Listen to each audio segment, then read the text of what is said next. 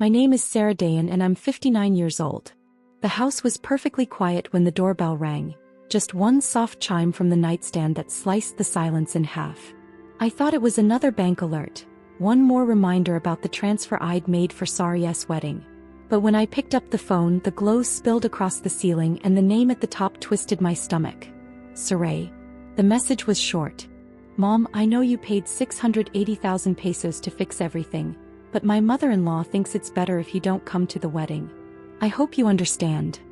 I read it once, then again, waiting for the words to rearrange themselves into something less brutal. They didn't. The wall clock kept its gentle tick-tock. Outside, the humid Merida air pressed against the windows like liquid lead. I put the phone down, picked it up again. My fingers hovered over the keyboard, wanting to ask why, wanting to remind her that this wedding only existed because I had emptied almost every account I had to erase their debts. But it wasn't worth it. Instead, I typed a single word: understood. I turned the phone face down and let the silence settle back in. My hands shook, but I hadn't decided anything about the money yet. There was no anger, not yet, just a stillness too clean to call pain. The house around me was full of things I'd kept from other people's lives. My late husband's yellowed nautical charts, Sari's old upright piano from high school, boxes of receipts for bills I'd already paid. I had spent a lifetime keeping everything in order, believing order was love, that if I kept fixing, patching, paying, the people I loved would stay whole. That night, in the middle of that perfect quiet, I finally understood the truth had shifted. Love had turned into a debt I was no longer willing to collect. The phone buzzed again. Another message, this time from her fiancé's number. I didn't open it. I didn't need to. I switched off the lamp, pulled the light sheet over my legs and closed my eyes. Sleep came fast, sharper than expected, almost like relief. By morning, I knew exactly who I would call first.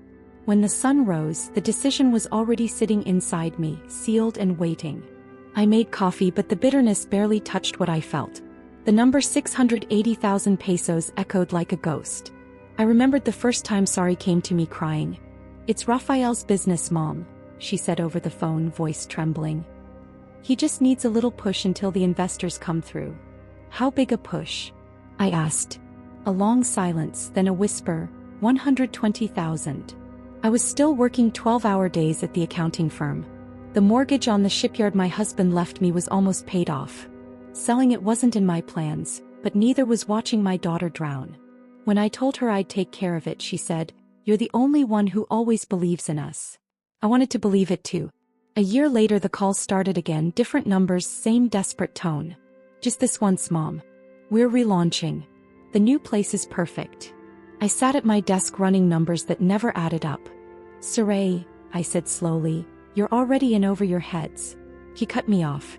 "Rafael's mom says debt is part of growth. You wouldn't understand. She knows how to handle money."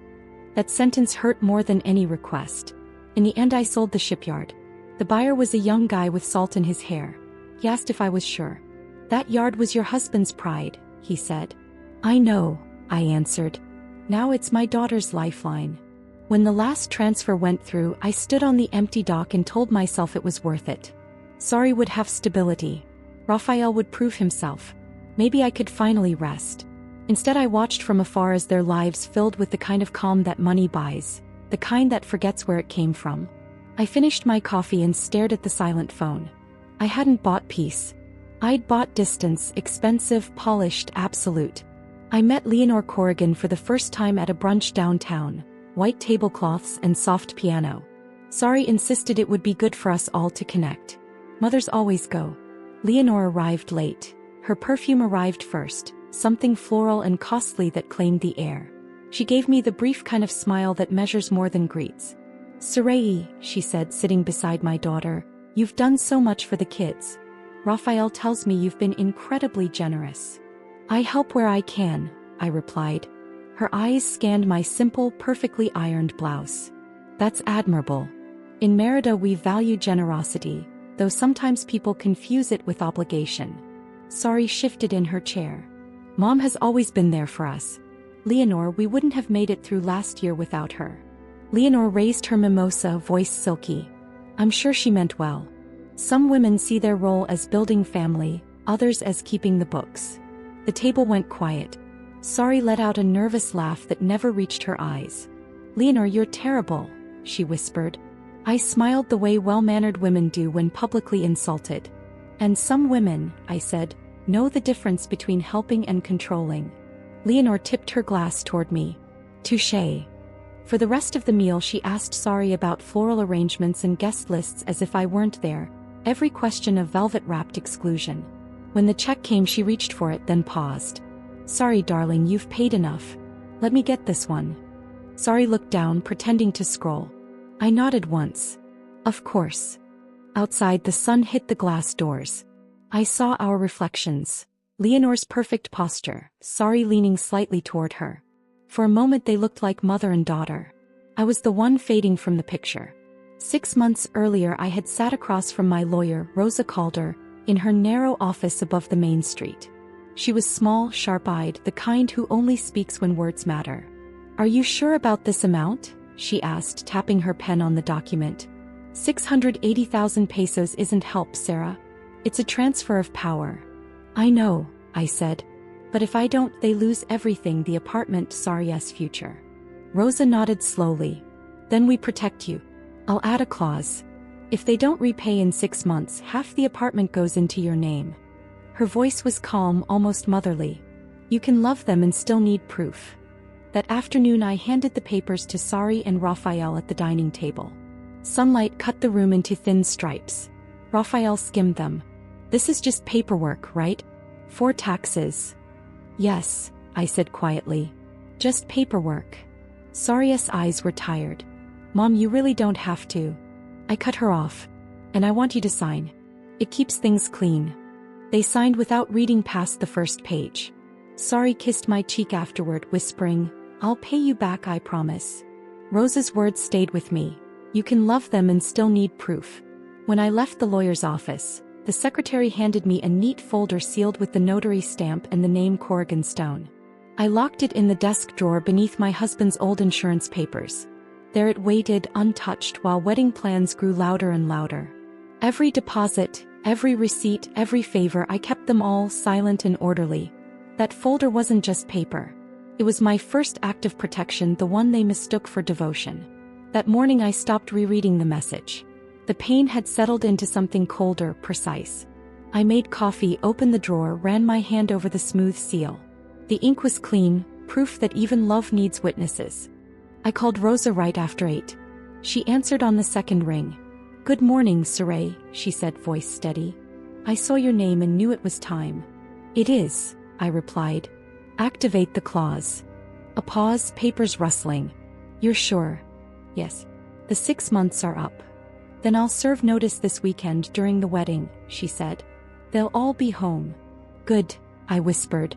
After hanging up I stood in the kitchen a long time. Light fell through the blinds in neat, even lines. Outside, the magnolias were starting to bloom along the wall, white petals opening, stubborn and quiet. I pulled a suitcase from the closet and laid it on the bed. Inside went 2 linen dresses, my passport, an unfinished paperback, and the folder, not revenge, just order. Sari texted again that afternoon. Mom, please don't be angry. Raphael's family just has expectations. I stared until the words blurred, then answered, understood. Nothing more. I booked a one-way ticket north, leaving Merida the morning of the ceremony. No confrontation, no scene. I had already given them enough of my voice. When the confirmation email arrived, I closed the laptop and exhaled. The decision didn't feel like rebellion. It felt like deliberate, long overdue silence. I never saw the wedding in person, only the version the world was meant to see. Photos flooded the internet by noon. Sari in lace and silk, Raphael in tailored navy, the Corrigan family smiling beneath fairy lights. The caption read, a Yucatecan union of legacy and love. Leonor had outdone herself. Her hacienda looked straight out of a bridal magazine, crystal candelabras, champagne fountains, roses climbing every arch, guests toasted beneath the white tent, their laughter spilling into the night like applause. I was in the quiet waiting room of the bus terminal, coffee cooling beside me, watching the city slip away through the window. My phone kept buzzing with tagged posts. Sari looked radiant. My daughter. My absence perfectly edited out. At that exact moment, inside the garden, A messenger in a simple black suit stepped through the tent opening carrying a manila envelope. He scanned the crowd until he found Raphael. "Delivery for Mr. and Mrs. Corrigan Stone," he said, his voice cutting cleanly through the music. Sorry blinked, confused. Raphael took the envelope with a half smile. "Probably some vendor," he said, sliding a finger under the seal. Leonor drifted closer, wineglass raised. "Open it, darling. Let's see the surprise." The paper slid out, notary seals, legal signatures. Raphael's face changed first, then Leonor's. She snatched the top page, eyes narrowing at the bold clause. Sari's voice cracked. "What is it?" Leonor's color drained. "It's a property transfer," she whispered. "Half the apartment, to her." Silence spread across the guests. The band faltered. A waiter froze mid-step with a tray of champagne. Back at the terminal, my bus was boarding. I picked up my suitcase and walked to the platform. The city noise faded behind me. I didn't check the phone still vibrating in my bag. The wedding had shone without me until the light shifted and revealed what was real. Rosa told me later the silence after Raphael opened the envelope lasted almost a full minute, long enough for everyone to realize it wasn't a gift. Raphael went pale. Leonor's hand hovered over the pages, unsure. Murmurs rippled through the crowd. Sari reached for Raphael's arm. He pulled away. "You told me your mom's money was a gift," he said. "It was supposed to be," Sari stammered. Leonor stood ramrod straight. "This is public humiliation. I told you she would ruin this family." "She didn't ruin anything," Raphael snapped. "You both did, pretending everything was fine." Rosa said. Leonor's hand shook so hard she spilled wine down her dress. Sari broke into sobs, mascara streaking as she fled the tent. Guests whispered behind napkins. Someone filmed it on their phone while Merida feasted on scandal. I was at the airport gate. Boarding pass folded in my palm. Flight 118 to Mexico City flashing on time. I walked to the window. Far below, Merida's lights glowed soft and distant, like a memory I was finally releasing. When the plane lifted off, I pressed my palm to the glass, steady and sure. Truth once delivered needs no defense. 2 days later, the call came while I sat at a small cafe near my hotel.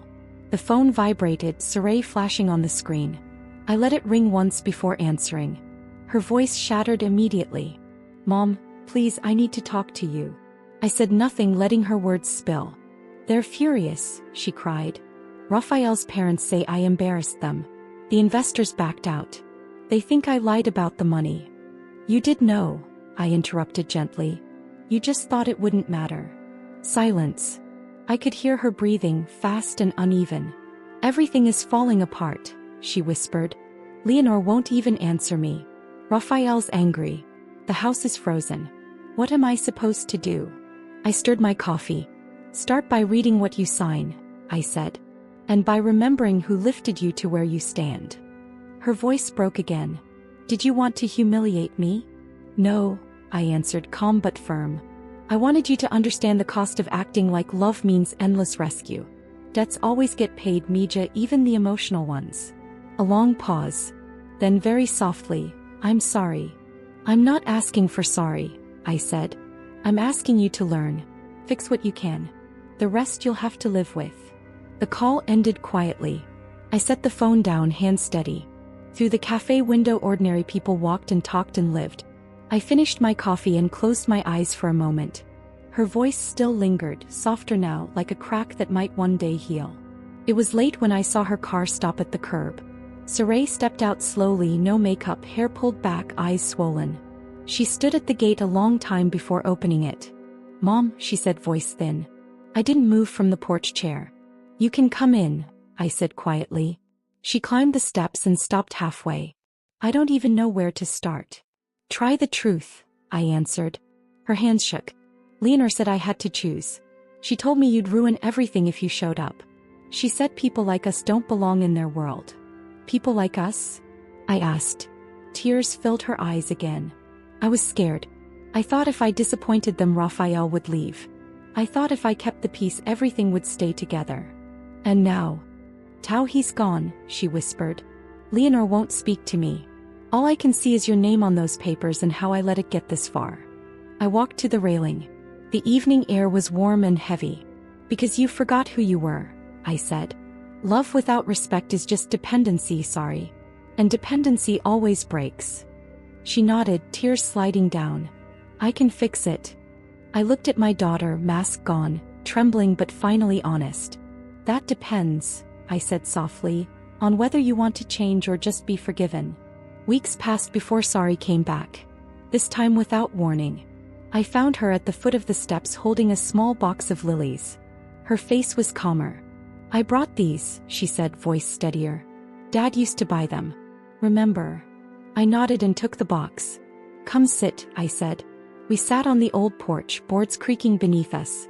The air smelled faintly of salt and magnolia. For a while neither of us spoke. I went to see Rosa, she said at last. She explained the papers. Now I know you didn't do it to hurt me. I did it so I wouldn't lose myself, I said quietly. There's a difference. She looked down. I understand. I'm working again. Raphael and it's over. It's strange, but it feels like breathing for the first time. That happens when the noise finally stops, I said. He turned to me. Do you think we'll be okay? I hesitated, then placed my hand over hers. We're starting to be, I said. That's enough for now. The sun had slipped behind the rooftops, leaving the porch in soft gold. I stood and switched on the old light my husband had hung years ago, its glow spreading steady and warm across the patio. Sari watched it flicker to life, eyes reflecting the light. It's beautiful, she whispered. I smiled. It's mine.